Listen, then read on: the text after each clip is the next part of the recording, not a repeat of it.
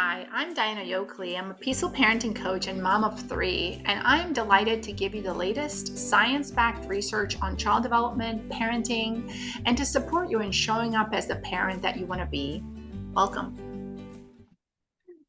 All right. Welcome, everybody. Thanks for joining us today for an amazing conversation. Today with me, I have Thanna Vickerman, and we're going to talk about peaceful parenting and self-regulation. And, the three big ideas of peaceful parenting. Self-regulation is number one. So we're going to dive into what does self-regulation mean? What does it look like? How can we help master this? And what role does it play in helping shift our child's behavior from a challenging behavior to more cooperation. So welcome, Thanna. I'm so glad to have you here today. Thanks. I'm so happy to be here. Yeah, and so Thanna's a fellow peaceful parenting coach. You've been doing this for a lot longer than me, so you have lots more experience. And I wanted to kind of get your wisdom and guidance on how can we support parents, and maybe we can start off with kind of defining self-regulation, co-regulation, kind of this interplay between two nervous systems. And what does that look like? Well, I like to go back to the original basic definition of self-regulation, which is really how we manage our stress and our anxiety. And in that, I like to remember that anxiety is an essential emotion, that the human species would not even be alive if we didn't have it. So just like all of our feelings, anxiety is also important, and we should look at it without seeing it as good or bad. Too much of it throws us into a tizzy and doesn't feel good. And if we didn't have it, then we wouldn't get those messages of there's something going on that I don't like that needs my attention. So I think that evolutionarily, it has to not feel good to get our attention. And in our society today, there's so much about feeling good all the time. Right. And that we want to avoid anxiety in any way we can and numb it or take medicine to avoid it, that we forget that it is an essential and really important emotion, just like all emotions are. And so I like to think of it as that, as thank you, anxiety. I love, Lynn Lyons talks about naming your anxiety and pulling it out. And we've done that in our family where you're like, hello, anxiety. Yeah. My anxiety's name is Aletha. So I want to be friends with Aletha, but I don't want Aletha to take over. Right. But it's really, that's what self-regulation is about managing how we manage our stress. And ultimately, I think that comes down to healing and self-care. The more that we are working on healing our original wounds, and the more self-care that we have, the fuller our own cup, then the easier it is to manage, because the little bumps that come along through the day, they don't hurt as much. We can we can respond instead of react. But then if we are tired, or we are had a really bad day, or whatever it is, we haven't eaten well, or then those little, I love the analogy, I say it all the time, of whatever I have in my cup. If I have water in my cup and somebody bumps into me, water is going to spill out. If I have coffee, it's going to be coffee that spills out, So it's the same with our bucket, our cup, that is us. Whatever we have inside us is going to spill out when our child bumps into us emotionally and has a need. So and we talked a little bit earlier, I love that. We talked a little bit earlier about how we can reframe the child's challenging behavior too, and how it's related to our own self-regulation, and kind of where we have the most effective source of power to change the situation. Can we talk a little bit about reframing our child's difficult behavior and how that ties into our own self-regulation? Yeah, I believe that behavior is communication, and discipline is teaching skills. And so our child's behavior shows us what skills we need to teach them. right? And so then when we get activated, when our nervous system gets activated, then we know, oh, that is a place that we probably lost connection, or our connection with our caregiver, primary caregiver, was threatened. And so when that a similar situation comes up, when it's hysterical, it's historical. Somebody said, I can't remember who said that Yeah. saying, that we can usually find something that happened in our past that we didn't feel safe. And so that situation makes us feel really unsafe, and we want to shut it down. And it feels like an emergency. And so all the things we swore we'd never say come flying out of our mouth.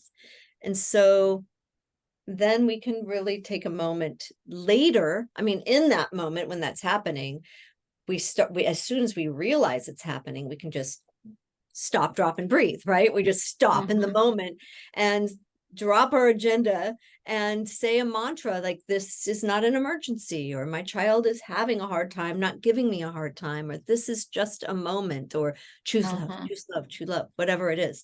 And then later we can go and we can bring up that situation just a little bit, so that we feel it in our body and we notice the sensations. Because I think it's really important to not just intellectualize things, Right. but we are human beings, and we are feeling, and we have emotional memory that live in our bodies.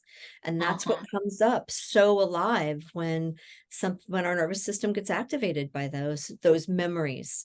So then we just breathe love in and breathe compassion out, until that's those tight sensations. It's often in the chest. It might be weak knees, or hot hands, or feeling dizzy or lightheaded, because those are physiological things that happen when our nervous system feels our amygdala feels a threat. But we breathe in and breathe out until it starts to soften and dissipate. And that's the beginning of healing. I love Gabor Mate says that healing is the process towards wholeness. And so just like parenting peacefully is never a destination, it's a practice. And so is healing, really. And our children, I always say the secret gift in parenting is that our children help us heal. They show us, they point out all the places we need to heal very generously. Yes, and it's in the mood to do it. You know? Yeah, exactly. It's always at the worst times, and it's through their behaviors. It feels like it can feel like the child is doing something on purpose, or even not on purpose. But if we feel like it's the child's behavior, sometimes that's the triggering part. But the deeper layer is that it's not their behavior; it's the trigger of our own past that's kind of stressing us out. Right. And our nervous system gets activated. I heard, I think actually it was Leslie Priscilla. I just heard her speak recently again. And she was talking about even the word trigger can be triggering to people who have ever been involved in any kind of gun violence. And so I'm now really consciously making the choice to use activated, because that's what's really happening, is that our nervous system gets activated and it lights up and it's flashing that it's a warning. But I think that anytime that we are not able to respond to our child and we react, that is another sign. And we talk a lot in Parenting Peacefully about connection and empathy and positive regard for the child, and how important all of those things are. I mean, it's the heart of Parenting Peacefully. And yet step one of the 3 big ideas of Dr. Laura is self-regulation, because you cannot connect with another human unless you're connected with yourself first. And I think that that's really powerful as well. And Brene Brown talks about how connection is the reason for the human experience. And I heard Leslie Priscilla again, I love her, also said, and this really stuck with me, that self-regulation ultimately is co-regulation with ourself. That humans love to co-regulate. We co-regulate with wherever we are. A child cannot learn to regulate in any way, except for with a trusted adult, right? And so self-regulation ultimately is co-regulation with our own breath. It's co-regulation with the earth, or looking at the trees or the sky, and that's such a beautiful image that we're never alone. We're always with ourselves, and we're all so interconnected with each other. And it's the truth for our children, because they borrow our limbic system, but we do the same thing with whoever we're with too, Yeah, whether it's a person or whether it's like nature, like you said, and it really makes me think of like how the nervous system gets stressed and then the nervous system returns to safety. So this co-regulation, this attempt to co-regulate with environment or with other humans, it's the attempt to find safety cues. Yes. And so anytime that we don't feel safe, we go into our survival brain just takes over. And so really, it's about creating that inner safety. Connection is safety. That's right, because that's the evidence. The connection is it's like the evidence is proof is in the pudding. If you're connecting, that is signal that you are experiencing safety. And so that can be feedback loop with self, that's with right. yourself. And so then it's getting back and creating that safety when you're feeling dysregulated. And ultimately, the self-care and the healing is so important, because we can only give what we've got, and we're going to give whatever that is. And so it goes back to that cup analogy, is that if we are getting through our day on coffee fumes and chocolate bars and lack of sleep and stress from the world, from our jobs, then when our child bumps into us, all of that is what we have to give them. So it's really our job to take care of ourselves first, so that we can extend that loving kindness that we've given ourselves, so that we can extend that self-compassion that we've given ourselves, because we can't give it unless we have it. We can only love our kids as much as we love ourselves, Yes, exactly. It's this like a complete mirror effect. And it's, you can't really bypass it. It's the child can sense it through the mirror neurons. So it's not like you can fake it. And so I wanted to ask you, like, for parents listening, if they feel like, yes, they agree, but the to-do list and the challenge of, especially mothers, I think the prioritization of what comes first, I know we all know, like, put yourself at the top of the to-do list, but how do we actually get to do that? Because so often it's like other things just really trump that day in and day out, especially if you have small kids. How do you actually practically make that happen and consistently? Because maybe like, over the next couple of days, they might try to do that, but then where's the sustainability there for lasting change? I think that spa days and nights out with girlfriends and massages and a daily yoga class sounds all very dreamy, but that's the kind of, or going to the gym even, those are the kinds of things that for me are not quite attainable. And so then they're not as useful, because they're not in my life in the way that would be useful. They're a bonus whenever they might happen. But what I think for parents is the most helpful are little bite-size things that you can add on to something else that you already do. So when I brush my teeth in the morning, I put cold water on my face, which is really calming for your nervous system. And then I just take a minute while I'm doing that to listen. And almost always lately, there are these two hawks that have been just making their sounds in the morning, and I listen to them. And then I dry my face and I look at myself in the mirror and I say, good morning. Hi. I just take myself in and like, hey there, I see you. And I love that. I love you. We can do this. We're going to make this the best day that we can. And that's how I start. And then throughout the day, I started doing this in the pandemic, and I told a lot of the parents that I work with to do it as well. Since we were washing our hands so much and it was such a big deal, that every time you wash your hands, breathe in for 4 and breathe out for 8. And just start doing that when you first start washing your hands all the way till they're dried. And you will probably have taken at least 3 breaths. So then you're practicing breathing throughout the day.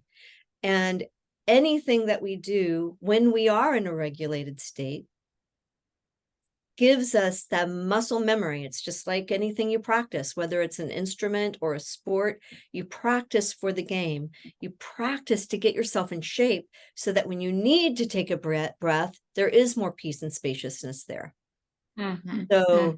So doing that throughout the day, when you get someplace, instead of rushing in, just take a minute and breathe. Or close your eyes and just do a 2-minute listening meditation, or whatever anchors you. You might just say 5 things you can see, and 4 things you can hear, and 3 things you can feel, and 2 you smell, and 1 you taste. But attaching those habits, those little moments, to something that you already do in the day, that I believe is so much more impactful and helpful. And more doable too, because it's integrating it into your regular routine, which is already happening versus and it's like what we need. Yeah. It gives us those little moments of presence and checking in with ourselves throughout the day. And just saying, hi, I'm here with you. Here we are, and what do I need in this moment? I need a drink of water. Okay, I'm going to have one. It gives you like a choice to do something to take care of yourself. And I'm picturing, maybe somebody, like you said, washing their hands in the kitchen and doing the 3 deep breaths. What if they notice the emotions that are coming up for them in that moment of conscious presence are challenging or uncomfortable? Is that one of the reasons, do you think, that parents avoid these moments of mindfulness? Because what if they pause and be with their experience and it doesn't feel good? And what can they do about that? Yeah. I think that when you're washing your hands and you're just breathing, unless you are already in a dysregulated state, then you're probably just going to be practicing creating more peace and spaciousness.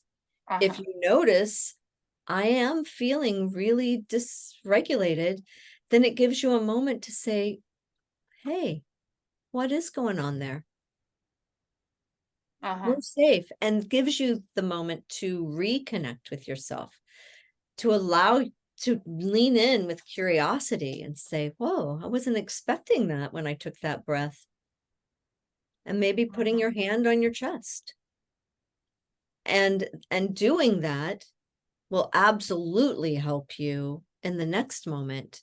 If somebody comes up and headbutts you or something, if you hadn't done it, then you would probably be like, what? Yeah. So, and I was going to say, sometimes I think parents, like, they say they don't have time for things. They don't have time for this. They don't have time for that. I'm just so busy. And I wonder if this whole busyness, yes, it could be like covering up like that, like something like specifically dysregulating where they don't want to face it, but it could also just be this like numbing, like anxiety of like sympathetic nervous system activation. Like it's like mobilized constantly. It's like sympathetic all day long. Where when you slow down, you would go into parasympathetic. And what is that? Feels like a different shift. And like, who has time for that, right? Because being mindful and kind of just appreciating, and even like a 2-minute meditation, that's a parasympathetic nervous system state. And I just wonder, because so many parents will say, well, I don't have time to meditate. I don't have time for this. I don't have time. But then they do have time to do other sympathetic nervous system things like scrolling or, you know. Well, that's why I'm suggesting these tiny little things. Like Yeah. you go in, I mean, if you have a toddler, you may not have that moment to even have a pee by yourself, but it's those moments when you just catch your reflection as you pass by a mirror or a window, and you just give yourself a little wink or a sparkle just to acknowledge that fills your cup a little bit. So it's just, to me, it's putting them in throughout the day. Yes. That's how, because we are really busy, and maybe some of that busyness could be shuffled through, and we can prioritize. And when we notice I'm scrolling, it may take us a minute, but that's probably a sign that I am disconnected, or I'm looking to numb myself. And the world is a very chaotic and activating place. And so it's normal to want to escape from those feelings. Right. And sometimes we need a little escape. And sometimes scrolling is not going to be the escape. I mean, it's never the escape that we want, right? Because we can't, I mean, we can't co-regulate with a screen. We can get a dopamine hit, but we can't co-regulate, which is what we were saying earlier. Yeah. And there's either adaptive ways or maladaptive ways of dealing with our stress. And so an adaptive way is any way that you express yourself. And a maladaptive way is when you're putting it off, which scrolling is, or, sometimes we need a break from whatever it is. And it's okay to say, I'm going to scroll for 15 minutes. But then if we all of a sudden an hour and a half has gone by, then we're only going to feel worse and more in the blue zone, where we're just disconnected from everything. Or if watching a funny movie can really help you release and laugh, or watching a really sad movie can be a catalyst to help empty your back emotions out. Yeah. Your sadness out, but just it's bringing awareness into your life of what you're doing. And being aware that this is a choice I'm making. I'm gonna scroll. I need to right now for whatever reason. I need to know what's going on in the world. I need to check on something, see where my peeps are, whatever it is. Or I need to check out right now. Knowing that you're going to come back and have whatever waiting for you, that it's not an adaptive way of managing your stress. But that doesn't mean it's wrong. Right. It's not a long-term solution. It might be okay in the moment, but then, because we were talking about how it's really it's like a stress management. And we don't manage stress by scrolling ultimately. No. So and kind of tying it back to like how we support our kids when they have challenging behavior. I don't know if you wanted to add a little bit more about how we reframe their behavior. Well, I think what you're talking about is what we mentioned earlier, right? About prompting me, thank you, that we want to change our kids. And that's our focus, is that we want to shift their behavior. And the reality is we cannot control another person. We can manage our behavior. And so if we focus on our responses and our reactions, and if we focus on being kind, even when we're being spat on, or even when a big mess gets spilled on the floor we've just cleaned, or whatever it is, if we focus on us and how we respond or react in that moment, instead of throwing our big feelings onto our child, then that is much more helpful. And we're modeling. We're always modeling, right? So when we model, oh, wow, I just cleaned that floor and now we're going to clean it again, because sometimes messes happen. as opposed to, losing it. Because when we lose it, we're no longer leading. We're no longer modeling positive problem solving. We are having our own little tantrum. Mommy And we're not role modeling stress management for our child, which ultimately they're experiencing stress as a human. And how are we teaching them that stress management being one of the most important toolbox in their we tools in their lose toolbox? our role as leader when we are focusing on their behavior and we are dysregulated by it. We're no longer creating safety for them. So when we focus on our responses and our behavior, it allows them to shift, actually. Kids only act out in a disconnected state. There's only Larry Cohen talks about kids only act out. Misbehavior only happens when they're in a disconnected state. So the real goal that we want to do is to bring them back. I use the hand model of, Dan Siegel and Tina Bryson. Bring them back to a whole brain. Reconnect with them. A whole brain is a connected brain. The idea of connection and all the layers and levels and ways that we are interconnected with ourselves and with each other and with the world, it's infinite to me. The trees breathe out and we breathe in. We breathe out and the trees breathe in. We're all interconnected. We all breathe the same air, that those molecules feed our bodies, and we're all made of the same stuff. So that whole thing of that interconnectedness and all the layers of connection is really very important to me, and thinking about that. And so we want to connect with our child, and we want to stay connected with ourselves. And I think it's also really important to remember that even parents who are so focused on connection are only connected to their kids 30% of the time. Right. I know. It sounds like such a low percent, but and it's good enough. It's good enough.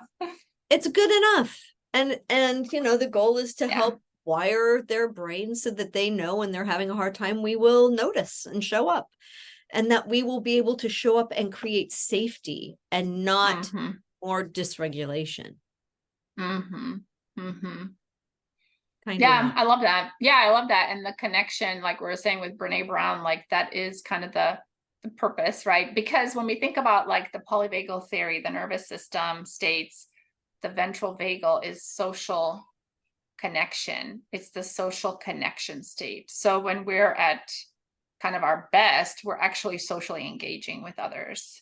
We're such like social creatures. I mean, we know through the pandemic that isolation is not good for us. And we know that people that are put in isolation, like in mental health facilities, they don't do real well, because even if they're, behaving in a way that's unacceptable socially, in isolation, they get worse. It's not allowing for healing. And so when we think about reframing our child's behavior, the single most important strategy for parents is connection, but we can only connect if we are managing our own levels of stress. Anything else you'd say about when parents are kind of dealing with challenging behavior from their children, if they find that they are consistently managing their stress effectively, and they are able to connect to their child, but the child still has some behavioral challenges? Any like thoughts around like what the next step would be for them?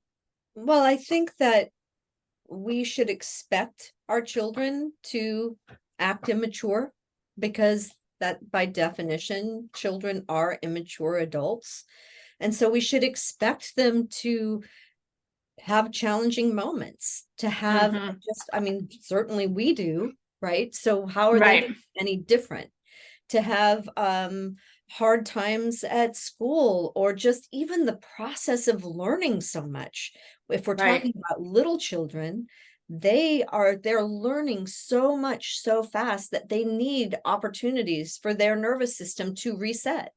Right. So we should expect them to have moments where they need to let out some big feelings, and that we are there then to welcome, right? I think that Mm-hmm. it's like hearing two kids screaming, or a crash and a scream, and walking into the room and acting surprised, Yeah. and getting mad because we're surprised. What's going Yeah. on in here? When the reality is we should just take a moment, take a breath, and go, whoa, what just happened? I'm going to go and be helpful. I'm going to go see Yeah. how I can be Yeah. helpful.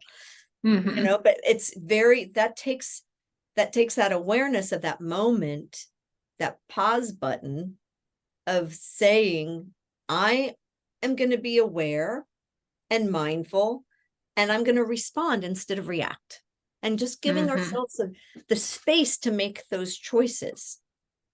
And that's what having those little moments of pause throughout the day help us.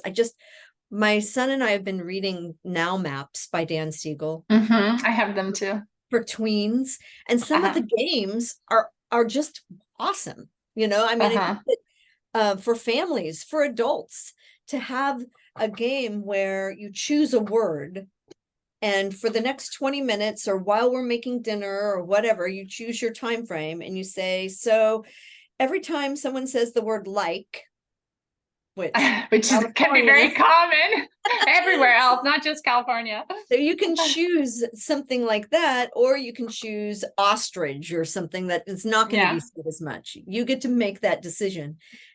And then every time someone says the chosen word, everyone pauses and counts to 3. And then you just resume your normal activity. And so it's like a moment of mindfulness, or it's that practicing taking a pause. Yeah. And it's the same thing as breathing while you're washing your hands. It's just exercising that muscle. But if we can do that in a fun way, then it just helps us so that we get accustomed to taking a pause. Because it's really hard. I think it's really hard. Self-regulation is absolutely the hardest part of parenting, because we all have so much stored in our bodies. I mean, listening partnerships and therapy, and taking that time, and just to say what a privilege it is to be able to do that. Right. It's a total privilege to be able to think about self-regulation, because if you are if you are in a war-torn area, if you are in Gaza, or if you are in the Ukraine, or if you are in the Congo or Sudan, and you are totally in survival mode, you're just trying to stay alive. You don't have time to navel gaze and think about how I'm going to process my stress in a healthier way. You don't have time to think about your family as a nervous system. I love Lisa Dion from Synergetic Play Therapy, talks about the family is a nervous system, and one person's stress may come out through somebody else, and is the child may be the tea kettle. So where it's pouring out of, but it's coming from you. Because we are also interconnected. Right. It's the good and the bad. So what a privilege it is to be able to take breaths while we wash our hands, or sit in the car and listen to the sounds around us for 1 or 2 minutes, or whatever it is that we're doing, let alone the idea of going to a class or yoga or a retreat or something like that. But just parenting mindfully, peacefully, is absolutely a privilege. But if you're and even like scientifically, if you're in survival, and even if you lived like decades ago where this just was not widely available, the health literacy around like, mindfulness and just stress reduction just wasn't available as widely. I mean, at least not worldwide. And we know so much more about how the brain develops, and we know about Right. our nervous system in ways that we just didn't, so I really believe that every parent wants to do the best they can for their children with the tools, information, and resources that they have available at any given moment, and that was also true for our parents and Right. their parents. And It's so just that's what do we have why, available at our disposal for resources, right. information, and And so when we have that opportunity to focus on our own healing and the healing of others, I mean, we really are healing 7 generations back and 7 generations forward. It's a gift to our ancestors to be able to heal ourselves because Right, they because may not have had we the possibly time. can. Yeah. No, I love that. And even at that level, kind of looking at interconnectedness across generations. I mean, we know that trauma gets passed down, but so do kind of, I mean, genetics get passed down, and there's strengths in that too. There's family values that are actually supportive, that like have helped you in your life. And so we're kind of connected kind of from a timeline perspective too. And like you said, yeah, like what are we leaving behind also for the future generations? And Yeah, and so the goal is we want to be able to connect and have empathy and realize in any given moment that our child is using the very best strategy or tool that they have to express themselves. And we want to be able to respond to that. And the only way we can do that is if we are connected with ourselves first. yeah, I love that. Yeah, I think that's super important. And yeah, would you like to share a little bit about maybe I don't know if you have any resources on your website, or just kind of how you support parents in becoming more self-regulated, and where people can find you a little bit? I mean, I work with parents, and that's always, I mean, we all want that immediate change. Like everybody's Yeah, calls for help with their child, right? And right. that's the surprise, this wonderful surprise of parenting. The extra gift is that it's actually, we get to continue our own growth and healing and raising our awareness and creating change. Awareness is the change ultimately. We just broaden that and widen that. And so I work with parents. Lately, I've been really getting into tapping. And that is another thing that you can do wherever you are. It's something that you can do on the go. So and so different things work for different people. So I believe in I mean, most people who come to me, self-regulation is always something that we dive into. And I love that idea of we're never alone. We're always with ourselves. So it's really, Yes. self-regulation is co-regulation with ourselves. And you can find me at chooseloveparenting.com, and you can contact me from my website, From the or website. email me directly at Thanna, THANNA, at chooseloveparenting.com. So either way, I'm Yeah. available. I work with Awesome. people all over the world. Yeah. And I really feel like it's, it's empowering each other, that reciprocity of learning and growing together, is what I love. I love supporting parents. And when I'm supporting parents, I'm almost always saying what I need to say to myself. I mean, that really helped me during the pandemic, was that I was working with so many people, and I was constantly talking about that self-regulation piece because it was so dysregulating, and it just really was so helpful for me. So I love that. And the interconnectedness too, when you're working one-on-one with a coach, you're exchanging energy with your client, and kind of borrowing and sharing, and really I love that you're support people in finding themselves, essentially, like, because the co-regulation within themselves, finding out how they can co-regulate with themselves. It's almost like a self-discovery. Yeah, feeling connected with yourself. And then Right.